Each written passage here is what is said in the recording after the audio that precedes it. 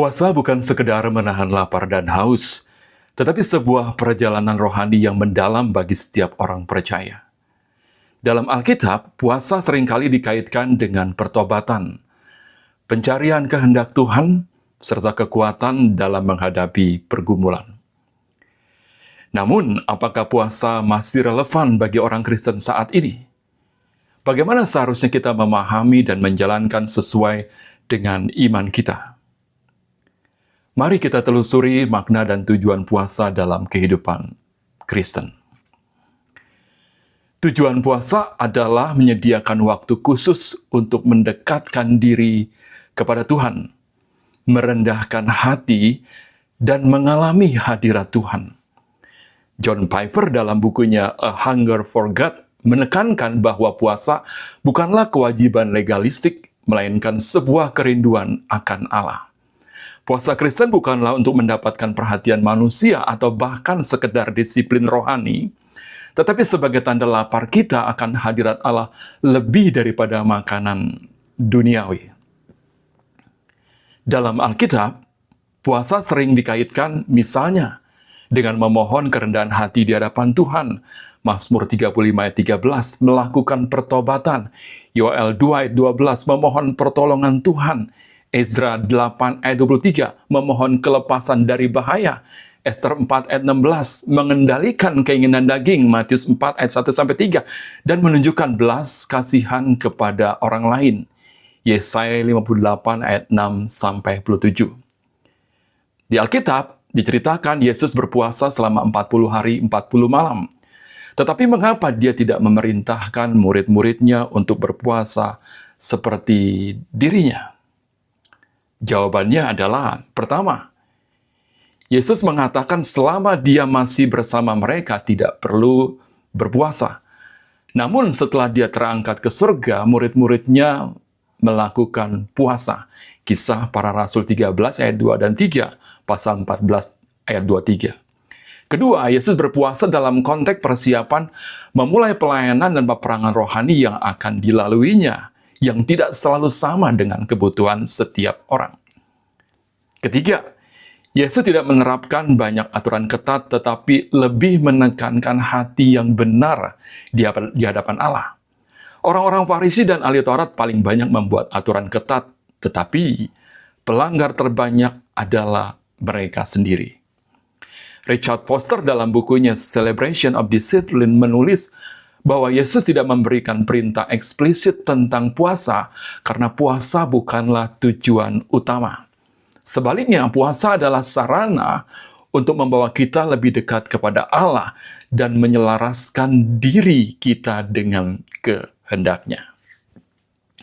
Dalam iman Kristen ada beberapa jenis puasa yang dapat dilakukan. Misalnya, pertama, puasa penuh. Artinya tidak melakukan makan dan minum sama sekali selama periode tertentu. Seperti Yesus berpuasa selama 40 hari 40 malam sebelum mulai pelayanannya. Matius 4 ayat 2. Musa berpuasa 40 hari 40 malam di Gunung Sinai saat menerima hukum Tuhan. Keluaran 34 ayat 28. Ester dan orang Yahudi berpuasa 3 hari tanpa makan dan minum sebelum menghadapi Raja Ahasiweros. Ester 4 ayat 16. Jenis puasa ini tidak mudah dan biasanya hanya dilakukan dalam waktu yang singkat dan memerlukan kekuatan fisik dan iman yang teguh. Kedua, puasa sebagian. Menghindari makanan tertentu tetapi tetap mengkonsumsi makanan sederhana. Dalam Alkitab, Daniel hanya makan sayur dan minum air selama 10 hari. Daniel 1 ayat 12. Dan dalam kesempatan lain tidak makan makanan enak selama 21 hari. Daniel 10 ayat 3. Dalam hal ini kita bisa seperti Daniel. Misalnya menghindari makanan karbohidrat, daging, makanan berlemak, gorengan, dan lain sebagainya. Ini adalah puasa yang sering dilakukan oleh banyak orang Kristen karena lebih ringan, tetapi tetap melatih pengendalian diri dan fokus kepada Tuhan. Mengenai waktu bisa disesuaikan dengan kondisi, bisa setengah hari atau 1 hari, bisa mulai jam 10 malam, berhenti saat siang atau sore hari, silakan. Mau dilakukan selama 10 hari seperti Daniel atau 2-3 minggu, tidak ada batasan. Ketiga, puasa dari kebiasaan atau aktivitas tertentu. Maksudnya berpantang dari hal-hal yang dapat mengganggu hubungan dengan Tuhan, seperti hobi, kesenangan, hiburan, media sosial, atau aktivitas tertentu. Dalam Alkitab, Paulus menasihati pasangan suami istri untuk berpantang dalam waktu tertentu untuk fokus berdoa. 1 Korintus 7 ayat 5. Jenis puasa ini sering diterapkan dalam kehidupan modern, misalnya dengan berhenti menonton TV, film, atau menggunakan media sosial secara berlebih, serta mengurangi aktivitas lain yang menyita perhatian dengan tujuan agar lebih fokus pada doa dan firman Tuhan. Keempat, puasa kelompok atau korporat adalah puasa yang dilakukan bersama oleh sekelompok orang seperti di gereja atau komunitas Kristen lainnya dengan tujuan tertentu. Dalam Alkitab dikisahkan bagaimana orang Israel berpuasa bersama untuk mencari petunjuk Tuhan. 2 Tawarik 20 ayat 3 dan 4. Jemaat mula-mula berpuasa sebelum mengutus Paulus dan Barnabas untuk misi pelayanan, Kisah Para Rasul 13 ayat 2 dan 3. Puasa ini biasanya dilakukan dalam gereja atau komunitas untuk mencari kehendak Tuhan dalam situasi tertentu. Kelima, puasa pribadi. Maksudnya, puasa yang dilakukan secara pribadi untuk permohonan tertentu dan mendekatkan diri kepada Tuhan. Yesus mengajarkan agar puasa seperti ini dilakukan dengan sikap hati yang benar tanpa pamer. Matius 6 ayat 16 ayat 18. Puasa ini dilakukan sesuai dengan kebutuhan pribadi. Misalnya memohon pertolongan Tuhan dalam pergumulan atau ada keluarga yang sakit tertentu. Mengenai waktu puasa bisa disamakan dengan puasa penuh seperti yang sudah dijelaskan di atas. Bila Anda ingin berpuasa, berikut adalah panduan praktis bisa dilakukan. Pertama, tentukan tujuan puasa. Sebelum puasa, tanyakan kepada diri sendiri, mengapa saya berpuasa? Apakah untuk mencari kehendak Tuhan, meminta pertolongan, pergumulan sakit, penyakit, atau yang lainnya? Tanyakan apa yang ingin saya pelajari dari Tuhan selama puasa ini. Kedua, tentukan jenis dan durasi puasa. Pilih jenis puasa yang sesuai dengan kondisi fisik dan rohani Anda.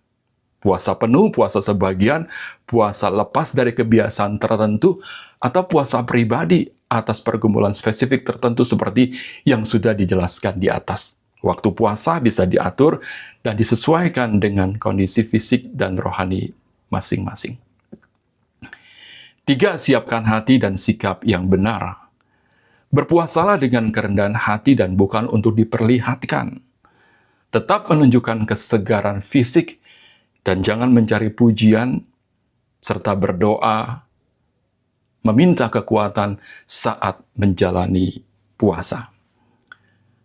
Keempat, isilah waktu puasa dengan hal-hal yang efektif. Gunakan waktu puasa untuk lebih banyak berdoa dan membaca buku-buku rohani. Bawa semua pergumulan, permohonan, dan penyembahan kepada Tuhan. Tuliskan perenungan dan pelajaran yang Anda dapatkan dalam buku catatan atau jurnal rohani pribadi Anda.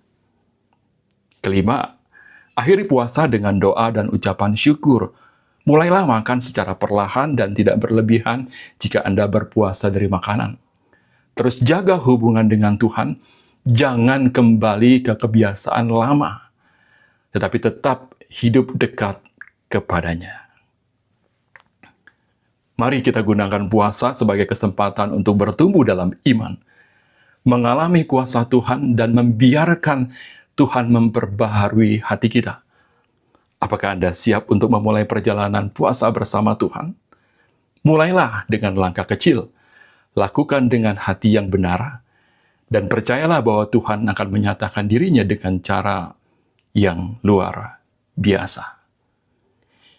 Bila ada pesan atau pertanyaan, silakan tuliskan dengan baik di kolom komentar.